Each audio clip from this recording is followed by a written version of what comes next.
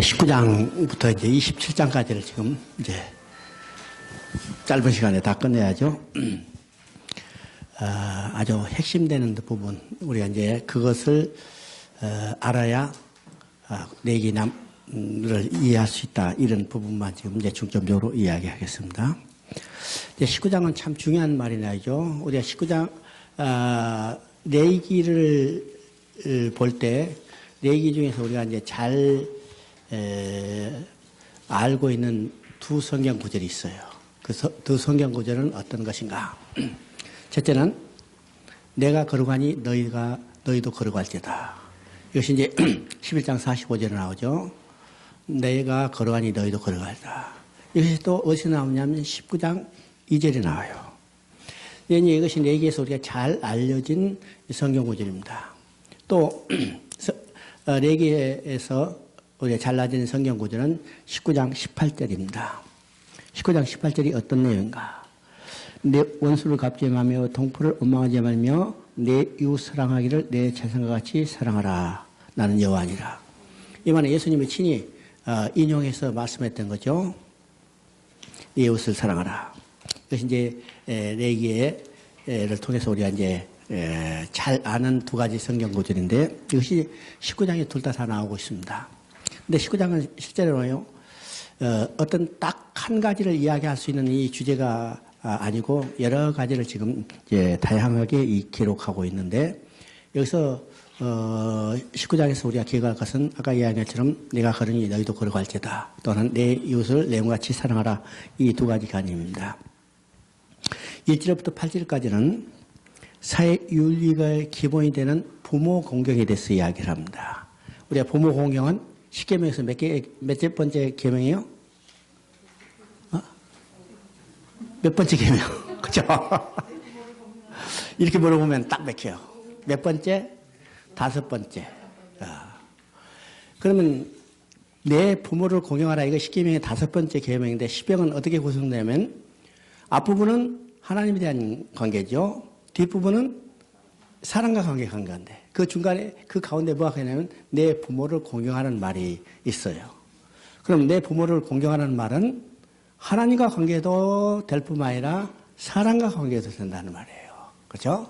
그래서 내 부모를 공경하라는 것이 우리가 이 육신의 부모 그것만 일반적으로 유교나 또는 우리 동양적 사고에서 부모를 공경하라 그런 좁은 의미의 부모를 공경하라는 의미가 아닙니다. 이는 하나님과 관계도 중요한 사실을 있다는 것이죠. 부모 공경과 안식일의 준수에 대한 이제 우리가 2절부터 3절까지는 이야기했는데 2절부터 3절까지 한번 읽어보면 너희 각 사람 너희는 이스라엘 자손의 온 회중에 말하여 이르라. 너희는 거룩하라. 이는 나 여호와는 거룩하 너희 하나님이라. 너희 각 사람은 부모를 경외하고 나의 안식일을 지키라. 나는 너희 하나님 여호와니라. 부모를 공경하는 말과 안식일을 지키라는 말이 지금 겹쳐 있어요. 그러니까 안식일을 지키는 것도 종교적 규례고 부모를 공경하는 것도 종교적 규례라는 사실을 우리가 깨닫게 되죠. 이 부모 공경의 히브리는 야레라는 단어인데 하나님께만 쓰는 단어가 바로 이 야레라는 단어를 바로 부모를 공경하는 말에 쓰고 있다는 겁니다. 쓰고 있다는 거죠. 그래서 부모 공경은 윤리적인 개념이 아니라 언약 개성을 해서 부모를 공경하랍니다. 언약을 해서요. 우리는 누구를 통해서 언약이 개성돼요? 부모를 통해서 쭉 언약이 개성되죠. 그죠? 그럼 부모의 책임은 반대로 뭐냐면 자식에게 언약을 개성해 줄 책임이 있다는 겁니다. 그죠? 자식에게 언약을 개성할 책임은요, 부모가 자식에 대한 올바른 신앙 교육을 해야 할 중요성을 여기서 가르치고 있습니다. 우리가 신앙의 교육은 언제부터 이루어진다고 그랬어요? 신앙의 교육은 교회 다녀서 신앙 교육이 이루어진 게 아니고 태어난 그 순간부터 신앙 교육이 아니요. 뱃속에 있을 때부터 이미 우리가 쉽게 말하면 태교로부터 신앙 교육이 이루어진다는 거예요. 왜요? 뱃속에 있는 태아는 누구요? 다윗의 이야기 말대로 그도 죄인이요. 그죠? 그도 죄인이기 때문에 죄인된 인간에게 가장 중요한 일은 하나님께 다시 돌아가게 하는 일이요. 그렇죠? 다시 돌아가게 하는 일은 바로 예수 그리스도를 만나게 해요. 그래서 예수 그리스도는 구약의 언약으로 계승됐어요. 아브라함에게 주신 약속이 뭐요? 아브라함에게 주신 약속이 바로 복음이었고 그 복음이 언약이었다는 사실이죠. 언약이고 바로 예수 그리스도였다는 사실이에요. 우리가 아브라함에게 주셨던 언약 우리는 다시 이제 기억해야 합니다. 아브라함에게 주셨던 언약이 창세기 12장 1절부터 7절 사이에 나오는데 이 세 가지라고 써요. 자손과 땅과 복에 대한 약속인데, 그죠? 자손은 누구라고 씁니다. 누구라고 써요? 갈라디아서 3장 16절에 많은 자손을 말하는데 그 많은 자손은 곧 한 사람 예수 그리스도라고 써요. 또 땅에 대한 약속은 육적으로 보이는 눈에 보이는 가나안 땅이지만 이 가나안 땅은 영적으로 하나님을 떠난 인간이 이 땅에서 고생하다가 다시 돌아갈 영원한 본향 천국이라고 써요. 또 복에 대한 약속이라고 씁니다. 이 복은 어떤 개념이요? 하나님께 다시 돌아와서 하나님과 함께 살면서 누리게 될 복을 이야기합니다. 그래서 아브라함에게 주신 약속 이 세 가지를 우리가 정리하면 예수 그리스도를 통해서 하나님께 다시 돌아가서 천국에 살면서 하나님과 함께 살면서 누리게 될 복을 이야기하는 거예요. 그래서 이것을 다른 말로 하면 복음입니다. 그래서 갈라디아서 3장 8절에 하나님이 아브라함에게 복음을 전했다고 했습니다. 복음을 전했어요. 그럼 그 복음의 핵심이 뭐냐면 예수 그리스도예요. 로마서 1장 2절부터 4절부터 이야기하면 이 복음은 하나님이 그리고 마지막에 뭐라고 써요? 예수 그리스도라. 이 말을 다른 말로 요약해 보면 복음은 예수 그리스도예요. 그렇죠? 복음은 예수 그리스도.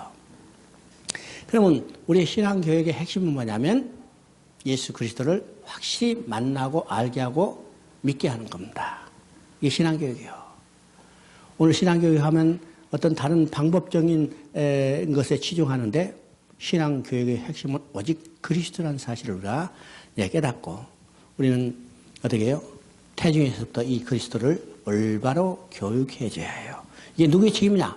부모의 책임이요. 부모의 책임이죠.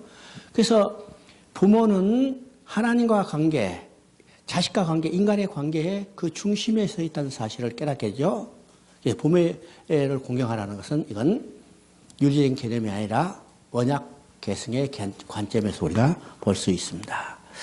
자, 4절은 우상을 숭배하자라 5절부터 8절까지는 화목제를 드리라. 이것은 이미 여러 번 이야기했던 것입니다. 또 9절부터 10절까지는요. 이웃과의 관계에서 필요한 사항을 이야기해요. 그럼 이웃과의 관계에서 어떤 것이냐. 지금 이제 추수할 때 이야기를 하죠. 9절 10절 한번 읽어봅니다. 9절 10절. 너희가 너희 땅에서 곡식을 거둘 때 너는 밭 고퉁이까지 다 거두지 말고 내 떨어진 이삭도 줍지 말며 내 포도의 열매를 다 따지 말고 내 포도에 떨어진 열매도 줍지 말라. 가난한 사람과 거리민을 위하여 버려두라. 나는 너희의 하나님 여호와니라. 이것도 하나님과 관계에서 올바로 됐을 때 이웃과의 관계를 잘 유지하도록 하나님의 마음이 거기서 드러나는 것을 보게 되죠. 추수를 할 때 반대 귀퉁이는 베지 말라고 그랬어요. 또 이삭도 줍지 말라고 그랬어요. 오늘날요, 내 귀퉁이 저기 남겨둬봤자 걷어갈 사람도 없어. 그죠? 이삭 남겨봤자 주워갈 사람도 없지만은 당시에는 가난한 때가, 그죠? 그 사람들이 토지도 없고 이 먹고 살 길은 오직 남겨둔 것을 거두어서 자기 식량으로 삼았기 때문에 이웃을 위해서 어떻게 해요? 밭 내 귀퉁이도 베지 말고 이삭도 줍지 말라. 실제로요, 우리 이제 어렸을 때 보면 이삭 줍기 많이 했어요. 이삭 줍기 많아. 다 이제 타작하고 베고 나면 그때는 낫으로 베니까 막 하다가 이삭도 많이 떨어졌죠. 그러니까 그거 주워서 그걸 식량으로 하는 사람들이 실제로 많이 있었어요. 근데 요새는 남겨봤자 안 주워가. 그렇죠? 이건 돈이 안 되잖아요. 차라리 하루 공사판에서 일하고 쌀 사는 게 훨씬 많지. 하루 종일 줘봤자 얼마나 되겠어요. 그러니까 이런 것들은 당시의 상황과 간섭을 가지고 하나님이 명령하는 겁니다. 뭐냐죠? 도둑질 말고 서로 속이지 말라. 그죠? 도둑질 말고 서지 말자. 12절은요, 너희는 그 거짓에서 나의 이름으로 결코 맹세하지 말라. 그죠? 맹세야. 12절 한번 봅니다. 12절. 너는 내 이름으로 거짓 맹세함으로 내 하나님 이름을 욕되게 하지 말라. 이건 하나님이요. 하나님의 이름을 걸고 선하거나 맹세하지 말라는 거예요. 그러죠? 우리는 잠깐 잘못 실수할 수 있는 이 말씀이죠. 여러분이 기억하실지 몰라요. 김대중 대통령 때 어느 유명한 여자분을 총리로 임명을 했어요. 그죠? 예, 대강 짐작하실 거예요. 총리로 임명하면 거기 이제 국회에서 청문회 하잖아요. 청문회. 청문회에서 자료를 다 조사해가 지금 이제 질문하는데 비리가 많이 나타나죠. 근데 그걸 이제 반박하고 합리하고 변명하는데 말이 막히니까 이분이 그랬어요. 내가 성경에 손을 놓고 맹세하노니, 그렇죠? 성경에 손을 놓고 맹세하노니 나는 절대 그런 일을 저지르지 않았다. 야, 내가 그 TV를 직접 이렇게 그 화면을 본 거예요. 가슴이 덜렁 달아요. 성경에 손을 놓고 내가 맹세하니 내가 그런 일을 절대 저지르지 않는다. 그 뒷날 그 말을 듣고 국회의원들이 더 열심히 찾아가지고 그에 대한 증거를 확실히 딱 못 박아 가져왔어. 할 말이 없는 거예요. 그래서 그 사람 총리 됐어요? 못 됐어요? 못 됐어요. 못 됐어. 차라리 잘못했다고 인정하고 내가 열심히 노력해서 일하겠다 이렇게 했으면요. 다른 국회의원들이 그 정도 그 사람 인품도 있고 능력도 있기 때문에 아마 인사청문회에 채택했을지도 몰라요. 근데 그 말이 아주 결정적으로 타격을 준 거예요. 타격이요. 실제로 우리가 이런 일들이 없는 것이 아니고 솔찬히 생기는 경우입니다. 솔찬히 경우죠. 그래서 거짓을 위한 맹세를 위해서 결코 더럽게 하나님의 이름을 사용하지 말라는 겁니다. 우리 이제 이 말은 로마서에서도 이제 나온 거예요. 너희를 통해서 내 이름이 이방인 가운데 모독받는다. 그죠? 그런데 그 다음에 13절은 억압하지 말고 착취하지 말라. 또 14절은 비천한 자들을 저주하지 말라. 그죠? 그 다음에 15절, 16절은 법정에서 공의를 말하는데 법정에서 재판할 때 조심할 것은 인간의 생각이 아니라 하나님의 공의가 무엇인가를 깨닫고 이 올바른 법의 심판을 하라는 겁니다. 오늘 한국 사회가 왜 이렇게 어지러워졌을까? 이건 사법 정의가 올바로 시행되지 않기 때문입니다. 법이 법대로 집행되지 않기 때문이에요. 어떤 사람들은 이야기합니다. 한국법만큼 융통성이 많은 곳이 법이 없다 이렇게 이야기해요. 한국법만큼 융통성이 많다. 이건요 법관이 아니면 또는 검찰이나 이 수사권을 가지고 있는 사람들이 이미 재량에 의해서 얼마든지 처리할 수 있는 재량권이 많다는 거예요. 재량권이 많다. 재량권이 많다는 것은 두 가지 의미 있어요. 하나님의 정의의 기준에서 판단하라 이런 의미도 있지만 재량권이 많다는 것은 권력을 남용할 수 있는 가능성이 훨씬 많다는 겁니다. 훨씬 많다는 거예요. 그런데 실제로 하나님의 정의에서 판단하는 그런 생각이 아니라 자기 권력을 남용하는 경우들이 훨씬 많죠? 훨씬 많아요. 오늘 재판의 결과들을 보면 참, 저래서는 안 되는데 우리가 한탄하는 경우들이 많습니다. 그래서 한국 사회 어지러운 것, 지금 한국 사회뿐만 아니라 모든 사회가 다 그래요. 권력이 정의다. 권력이 정의예요. 그렇죠? 이게 세상의 정의는 아무리 정의를 부르짖어도 그것은 권력 아래에 있는 정의입니다. 오직 정의의 기준은 누구요? 하나님 한 분뿐이요. 하나님 한 분뿐이 공의와 정의를 이루시는 분이죠. 그래서 하나님도 법정에서 공의를 행하라 이렇게요. 17, 18절은 하나님의 언약 공동에 있어서 서로 선한 마음으로 잘못을 지적해 주라 그런데 참 이거 아주 어렵고 힘든 이야기죠. 어렵고 힘든 이야기입니다. 어제도 했지만 우리가 이제 교회에서 두 가지를 잘 우리가 균형을 이루어야죠. 진리와 화평을 유지하는데 진리를 고수하기 위해서는 용기와 힘이 필요해요. 그죠?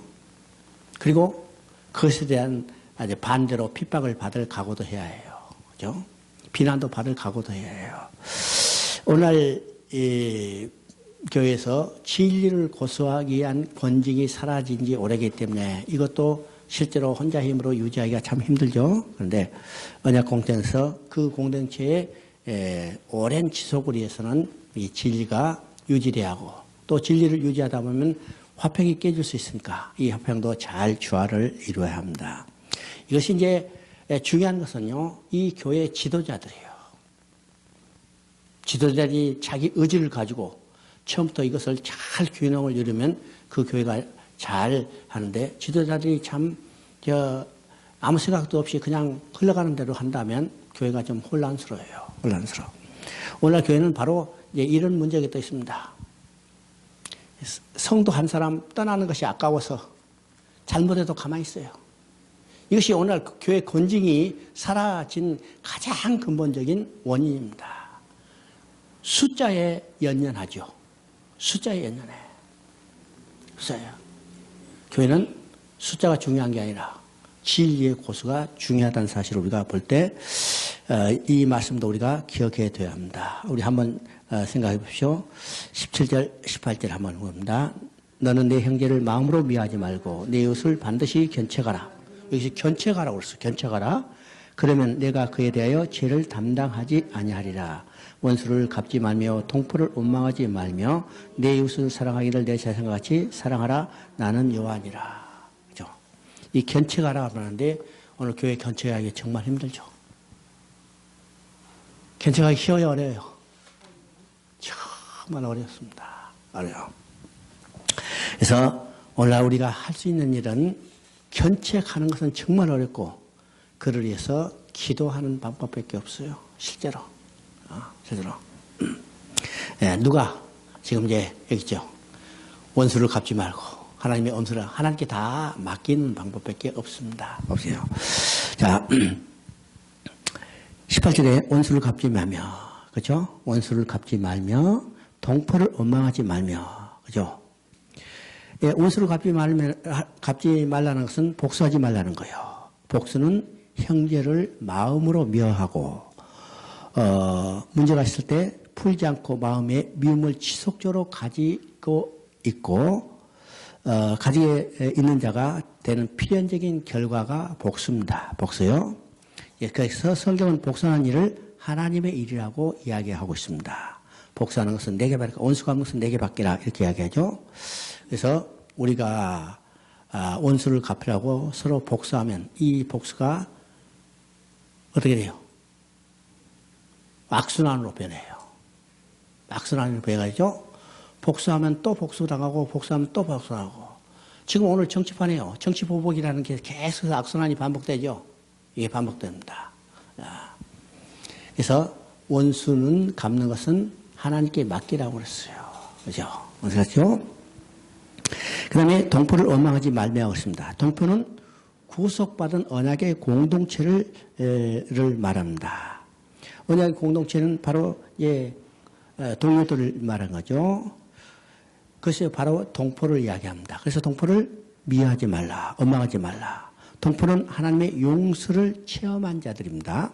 하나님도 우리에게 너를 영원히 품지 않으시고 궁일이 여겨주시는데 죄 많은 우리가 어떻게 형제에게 너를 품을 수 있을까? 그죠? 죄 많은 우리가 형제에게 어떻게 너를 품을 수 있을까? 그래서 동포에게 원망하지 말고 그래서 쉬워요, 어려워요? 쉬워요, 어려워요? 쉬우면 아마 성경이 안 써졌을 거야, 아마. 그렇죠? 그렇기 때문에 우리 성경은 하나님이 우리의 마음을 아시고 동포를 원망하지 말라고 하는데 우리가 원망하지 않고 원수로 갚지 않고 하는 것은 다 성령의 힘에 의지할 수밖에 없다는 거예요. 그러니까 우리는 삶이 처음부터 끝까지 내 힘과 내 능력, 내 지혜와 내 지식으로 하는 게 아니고 성령의 인도하심을 받아서 살아야 해요. 처음부터 끝까지. 내 힘과 내 능력이 아니고. 어제 스가랴서 읽어봤죠? 더러운 제사장의 옷을 입은 것은 하나님이 책망하지 아니하시고 그를 어떻게 해요? 옷을 벗기고 아름다운 옷을 입고 정결한 간을 씌워주는 하나님 자신이요. 그러니까 오늘 우리가 정결한 삶을 사는 것도 우리 힘과 노력이 아니라 하나님이 우리를 정결케 해주고 이 마음을 우리에게 주셔야 우리가 원수를 갚지 않고 동포를 원망하지 않을 수 있는 마음이 가지게 되죠. 가지게 됩니다. 이제 19절부터 25절까지는 혼합 교배를 금지하고 있습니다. 연합교회. 이방인들 결혼하지 않고 영적으로 우상을 숭배하지 않은 이런 이 모든 것들을요, 혼합교배로 이야기를 합니다. 이야기죠. 또 25절 하반절은요, 복술과 술수를 금지하라고 했어요. 복술과 술술. 그 다음에 27절, 28절은 어떠한 신체적 변형도 해서는 안 된다고 말하고 있습니다. 어떤 신체적 변형이라는 것은 아름다움을 위해서 변형시키는 거 말합니다. 물론 장애자가 그 신체적 변형을 금지한다고 해서 수술하면 나올 수 있는데 안 해서는 안 되죠. 그건 할 수 있어요. 근데 아름다움을 위해서 수술하는 것은 하나님이 근본적으로 금지하는 거죠. 금지해. 왜요? 모든 신체는 하나님이 보시기에 좋은 형상으로 만들어졌어요. 만들었죠? 그렇기 때문에 우리 그 사람을 보자. 사람이 볼 때는 밉지만은 하나님이 보실 때는 아름다운 형상이요. 그죠? 고슴도치도 제 새끼는 이쁘다고 그래. 그죠? 여러분 자식들 낳고 야 미워요. 못생겼다. 안 하잖아요. 다 자식 좋아하는 거죠. 하나님도 마찬가지. 우리를 지으시고 보시기에 좋았다고 했기 때문에 그 형상을 바꾸지 말라는 거예요. 만약 바꿔버리면 어떻겠어요? 야, 아닌데? 그렇죠. 바꿔버리지. 요새는 하도 많이 바꿔가지고 누가 누군지 모르죠. 중국에서 이제 작년인가 재작년인가 이제 인터넷에 중국에 떴는데 한국의 미스코리아 선발대회 한대요. 그래서 이제 최종 결선에 오른 사람이 내 이름 여기 숫자도 기억하고 있는데 29명이었대. 29명. 그래서 그 결선하는 날을 이틀 동안 연기했답니다. 왜? 다 똑같아서. 누구를 선발할지 몰라가지고 그 선발 기준을 다시 정하느라고 이틀 동안 회의를 다시 하는데. 그래가지고, 선발했다는 거 아니에요? 다, 얼굴 다 똑같아. 어떻게 기준해요? 그래서 오늘날 다 기준, 하나님 보시기에, 야, 누가 누군지 구분할 수 없잖아요. 그래서 교회하지 마라. 이건 이제 하나의 신체를 변형해서 한다고. 문신을 하지 말라고 했습니다. 문신. 근데 오늘 정말로 문신 많이 하죠? 문신 정말로 많이 해요. 오히려 문신 안 하는 사람이 이상할 정도로 문신 많이 해요. 문신 많이 해요. 그럼 지금 여기서 문신이 어떻게 유래됐는가 이야기합니다. 고대에는 자기 몸에 그림을 그려서 특정한 신에 속한 자임을 표시하는 것이 문신이에요. 문신. 그러니까 옛날에 그 서양에 보면 어떤 가문에 속하는 것을 문장을 가지고 있죠. 문장. 가문의 표를 문장이라는 거예요. 그러면 이 문장을 자기 몸에 표함으로 그 가문에 속했다는 것을 표시하는 건데 고대에서는요, 어떤 신에 내가 속해 있는 것을 표시하는 이 표식이 문신으로 드러나는 거예요. 문신. 그러니까 문신은 근본적으로 뭐예요? 우상에 대한 충성을 이야기하는 겁니다. 우상에 대한 충성을 이야기하는 거죠. 그래서 하나님은 이 문신을 하지 말라. 문신을 하지 말라. 근데 오늘 문신들 참 많이 하죠. 어떤 문신을 보면 정말로 딱 보자마자 그냥 악소리가 날 정도로 혐오스러운 것들이 많아요. 대부분의 문신의 내용이 어떤 것이에요? 용 그려진 거. 그죠? 거의 80% 이상이 용 그려진 거. 이런 것들이 문신입니다. 이야, 문신 정말 많이 하죠. 어떤 사람은요, 머리만 빼고 다 문신했어. 발끝까지 다 문신. 자, 문신이 많아진다는 건 뭐예요? 그만큼 우상 숭배가 많아지는 거고 사단의 악령이 그만큼 아주 적극적으로 활동한다고 하고 있는 것을 우리가 보여집니다. 그다음 29절부터 30까지는 신전 창기를 금지하고 31절에는 신접한 자를 금지하라고 했습니다. 심지어는요, 심지어 죽이라고 했어요. 그다음에 32절에서는 논 공경을 하나님을 경외하는 관계에서 이야기를 하고 있습니다. 그다음에 대부분 이제 35절부터 36절에는 상도덕의 공의를 해라. 예, 저를 속이지 말고 올바른 공의를 하라 했어요. 우리가 이제 상도덕하면 이 기업윤리도 있습니다. 우리가 도덕적인 행위에 대해서 이야기할 때 윤리적인 문제를 대해서 거짓말하고 도둑질하고 간음하고 이것만 이제 아주 죄이고 나쁜 짓 하는 것처럼 생각하는데 실제적으로 이 상업의 윤리도 우리는 깊이 생각해요. 어떤 기업인이 기업을 운영할 때 우리는 성경을 볼 때, 이제 교회에서 볼 때는 그 사람이 돈 많이 벌어서 헌금 많이 하면 야 신앙이 좋다고 그러는데 그 기업이 기업 윤리를 지키지 않은 것이 많죠. 부당 노동을 시킨다든지 또 부당 이득을 취하든지 불량식품을 만든다든지 이건 개인적인 문제뿐만 아니라 사회 전체에 악영향을 끼치는 큰 문제입니다. 그런데 교회에서 그걸 그대로 지적해요. 임금 제대로 지불하라. 체불하지 마라. 그 다음에 과잉 노동 시키지 말고 부당 노동 시키지 말라. 부장식품 만들지 마라. 교회 설교에서 그런 경계에 나오는 거 거의 없어요. 거의 없죠. 우리가 이야기하는 것은요, 거짓말하지 마, 도둑질 마라, 간음하지 마라. 이런 것들 정도만 이야기를 합니다. 이야기를 하죠. 그런데 오늘 사회에 기독교 기업인들이 얼마나 많은 참으로 세상 사람 못지않은 이 기업 윤리를 어기고 있는가 우리가 생각해 보죠. 생각해 봅니다. 그래서 이제 이 상도덕 윤리에서 우리가 많이 깊이 생각해야 합니다. 그 다음에 이제 20장은 이건 간단한 내용이에요. 우리가 이제 19장에서 이야기했던 이 여러 가지 규정에 대해서 이제 18장, 19장에서 이야기했던 내용들에 대한 처벌을 어떻게 할 것인가. 이 처벌에 대한 내용을 지금 20장에서 이야기를 하고 있습니다. 자, 앞에서는요, 죄가 무엇인가에 대해서만 지적을 했어요. 그리고 20장에는 이 죄 지은 것에 대해서 처벌이 어떤 것인가 이야기를 합니다. 그러면 이 처벌은요, 한마디로 간단해요. 죽이라. 이 말이에요. 이거 대부분 읽어보면 죽이라. 우리 같이 이제 헌법 조문처럼, 여기 법률처럼 뭐 하시면 몇 년 이런 것이 아니고 앞에 나온 거 죽이라. 간단한 겁니다. 부모 공경 안 했다. 죽이라. 간음했다. 죽이라. 우상 숭배했다. 죽이라. 신접한자를 교접했다. 죽이라. 죽이라는 거예요. 그러는 거죠. 그래서 1절부터 6절까지를 보면 몰렉에게 자식을 줘서 우상을 숭배하는 성인은 반드시 돌에 맞아 죽는 형벌을 받아야 한다. 그죠?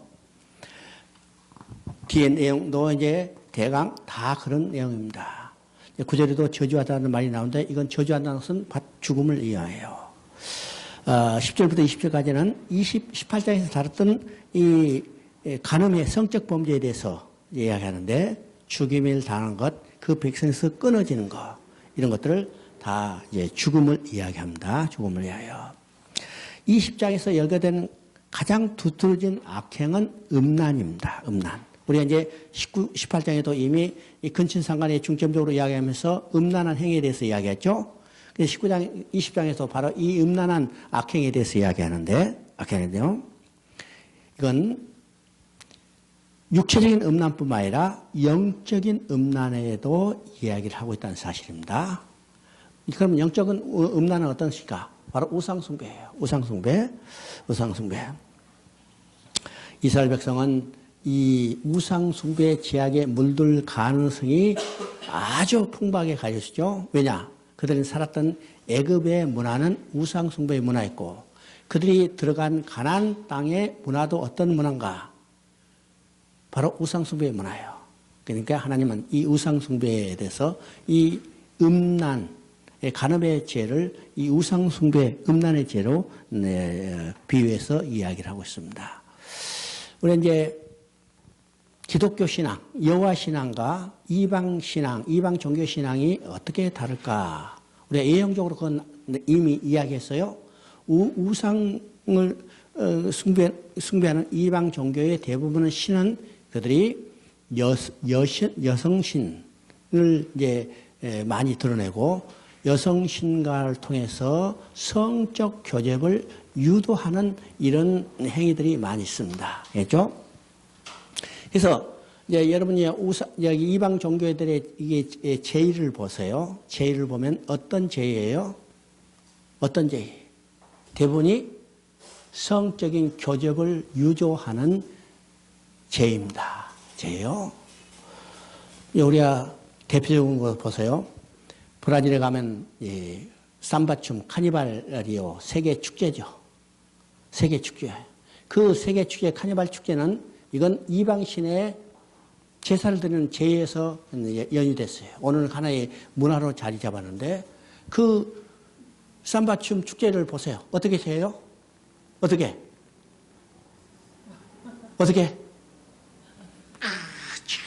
빨리 아니야. 요 가슴 이게 아주 최선으로만 가리고 막 흔들어치죠. 막 흔들어요. 이건 이제 우상을 숭배하는 이방 종교의 이게 제2의 특징입니다.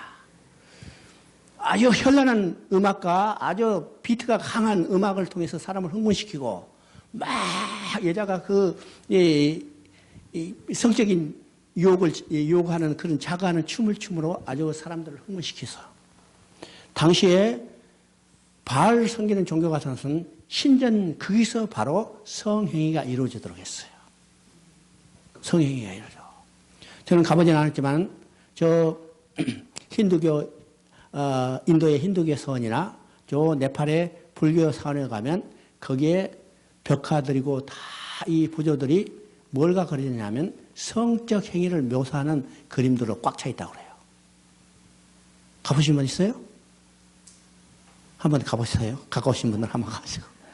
다 이게 유도하는 거죠. 유도하는 거예요. 근데 기독교는 아주 초라해요.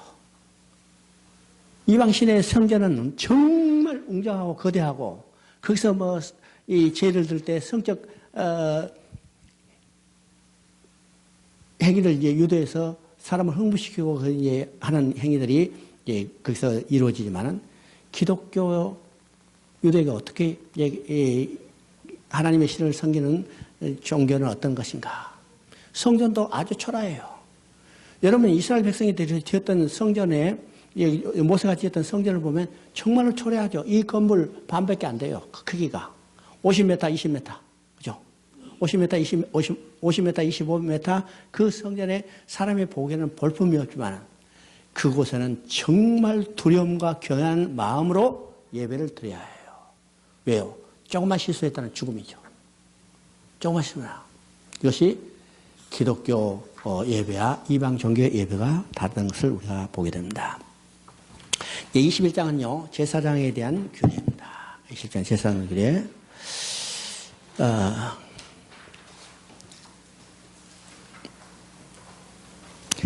21장은요, 제사장인데, 대제사장과 제사장 두 분으로 나있죠.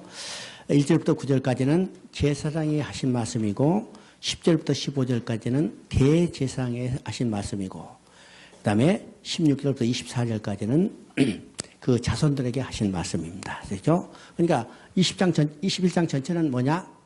바로 제사장에 관련된 정결 예식에 대해서 이야기합니다. 그렇죠? 그러면 우리가 처음에 얘기했을 때 거룩의 정도가 각각 다르다고 했어요. 거룩의 정도가 어떻게 다른가? 땅에 있어서도 거룩의 정도가 다르고 또 땅에 있어서 거룩의 정도가 있기 때문에 거기에서 활동하는 사람의 거룩한 정도도 다르다고 했어요. 땅의 거룩의 정도도 다를 뿐만 아니라 거기에서 나타난 시간에 있어서도 거룩의 정도, 이게 차등이 나타난다고 했죠? 차등이 나타나요. 진 밖에 있어요. 진 밖에는 광야고 아무런 의미 없는 삶입니다. 그러면 거기는 죽은 사람들이 사는 거예요.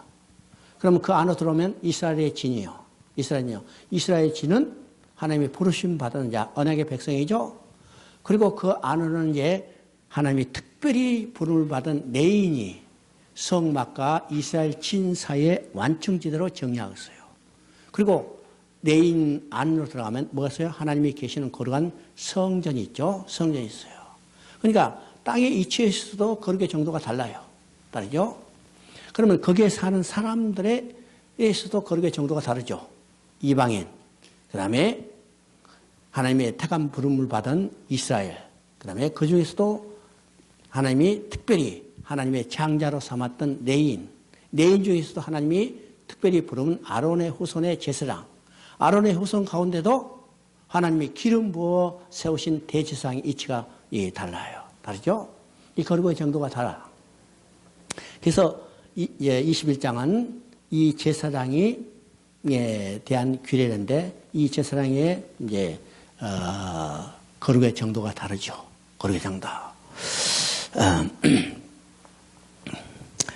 1절부터 4절까지는요, 제사장이 해서는 안 될 일을 이야기합니다.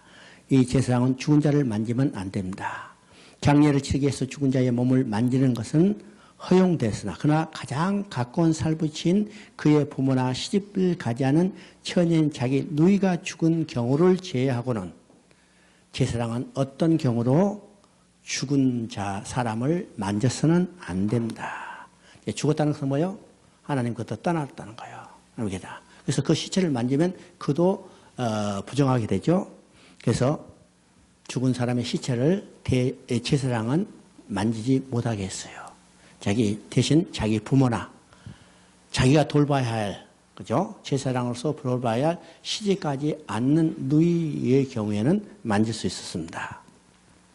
또 제사장은 어떻게 해야 하는가? 머리털을 깎고 수염은 양쪽을 깎고 살을 베는 것을 금했어요. 이것은 이방인들이 애도를 표시할 때 하는 행위였기 때문에 이방인들이 애도를 표시할 때 하는 행위는 제사장은 할 수 없도록 만들었습니다. 그렇죠? 또 7절 8절을 보면 제사장은 순결하고 고결한 성품을 지닌 처녀와 결혼을 해서 했습니다. 장녀나 이혼한 여인들은 결혼해서는 안 돼요. 대신 제사장은요, 과부하고 결혼은 허용했어요. 과부하고 결혼했죠. 그런데 10절부터 15절까지는 대제사장에 대한 규례입니다. 그러면 대제사장은 이젠 지성소에 들어갈 직분이기 때문에 일반 제사장보다 더 거룩해 야죠. 더 거룩해 합니다. 그래서 대제사장에 대한 규례는 어떤 것이야? 대제사장은 어떤 경우도 머리를 풀지 말고 옷을 찢어서는 안 됩니다. 또 일반 제사장은 이혼한 여인이나 여인이 아닌 과부와 결혼하는 것은 허용됐죠. 그죠? 장녀나 이혼한 여인과 결혼하는 것은 안 되고 대신 과부와 결혼하는 것은 허용했지만은 대제사장은 과부와 결혼하는 것도 허용이 안 되고 순결한 처녀하고만 결혼할 수 있더라고요. 그렇죠? 그러니까 거룩의 정도가 더 이제 높아졌죠. 또 일반 제사장은 자기 부모가 죽거나 자기 결혼하지 않은 처녀인 자기 동생이 죽었을 때는 그 시체를 처리할 수 있어요. 만질 수 있었죠. 그런데 대제사장은 자기 부모가 죽어도 그 시체를 자기 손으로 처리할 수 없어요. 그러셨죠? 심지어 어떤 시체도, 심지어 자기 부모의 시체도 만져서는 안 됩니다. 만약 대제사장이 부정하게 되면 그 부정함을 성소화로 가져올 가능성이 있기 때문이죠. 그죠? 그러면 왜 대제사장은 머리도 풀지 말고, 옷도 찢지 말는가? 머리를 풀고 옷을 찢는 것은 극도의 슬픔을 나타내는 거죠. 슬픔을 나타냅니다. 만약 대제사장이 머리를 풀고 옷을 찢는 것은 극도의 슬픔을 나타내는데 대제사장이 절망한다는 것은 곧 불신앙을 의미하는 겁니다. 불신앙. 그래서 대제사장은 어떤 경우도 옷을 찢지 말고 머리를 풀어서는 안 돼요. 또 머리를 풀지 말라는 것은 머리에는 뭐가 발렸어요? 대제사장은 제사장으로 직음을 받을 때 관유가 발려서 기름 부음 받은 자이죠. 그죠? 머리를 푼다는 것은 이 기름 부음 받는다는 것에 대해서 어떤 것이요? 반역하는 겁니다. 반역하는 거죠. 그래서 머리를 풀어서는 안 돼요. 그래서요,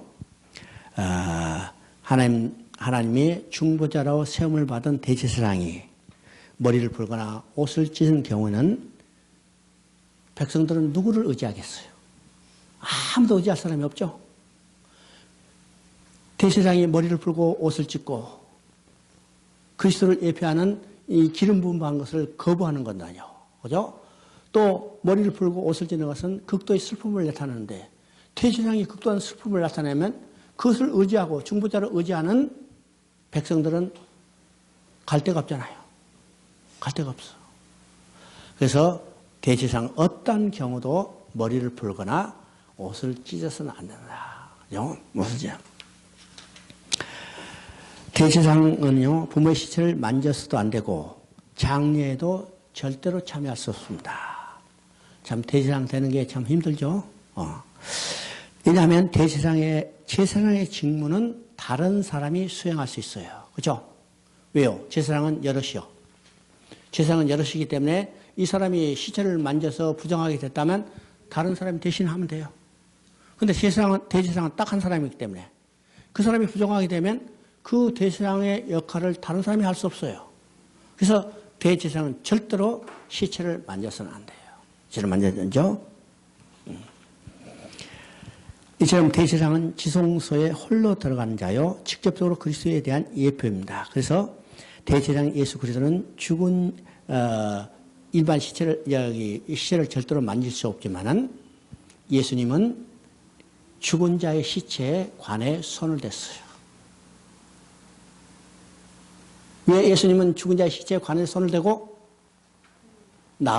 여기 일어나라고 했을까요? 예수님은 사망과 음부의 권세를 이기신 자이기 때문에, 그는 시체를 만져도 그 권세를 이겼기 때문에 예수님은 시체에 손을 만져도 될 수 있는 거죠. 또 그분은요, 사망의 권세를 이기기 위해서 이 땅에 오셨고, 또 실제로 십자가에서 사망의 권세를 이기셨어요. 그래서 예수님의 대제사장이지만 그는 시체에 관해 손을 대고 또 우리로 하여금 사망의 권세로부터 이기고 나올 수 있도록 인도해 주신 분이죠. 인도해 주십니다. 잠깐 쉬었다 하십시다.